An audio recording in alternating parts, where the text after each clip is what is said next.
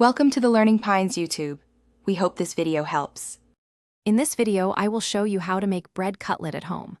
First, let's gather all the necessary ingredients for this delicious snack. You'll need fresh bread, finely chopped vegetables like carrots and peas, and aromatic spices such as ginger, garlic, and green chilies.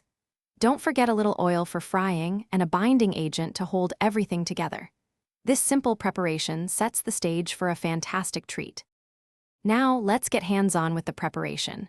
Briefly soak your bread slices in water, then gently squeeze out all the excess liquid. This step is crucial for the right texture. Next, combine the squeezed bread with your finely chopped vegetables and all the prepared spices. Mix everything thoroughly until well combined. Finally, shape the mixture into small, uniform cutlets, ready for cooking. It's time to cook our delicious bread cutlets. Heat oil in a pan over a medium flame. This ensures even cooking without burning. Carefully place your shaped cutlets into the hot oil, making sure not to overcrowd the pan. Fry them until they turn a beautiful golden brown and become wonderfully crispy on both sides. Once cooked, remove them and drain any excess oil on absorbent paper. Your homemade bread cutlets are now ready to be enjoyed. Serve them hot with your favorite mint chutney, ketchup, or any dipping sauce you prefer.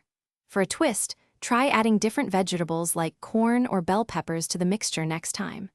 Remember to check the description for a link to the new Kindle Paperwhite, along with other great deals you might enjoy. These cutlets are perfect as a snack or a light appetizer, offering a delightful crunch and flavor in every bite. Thanks for watching. Consider subscribing if we helped you.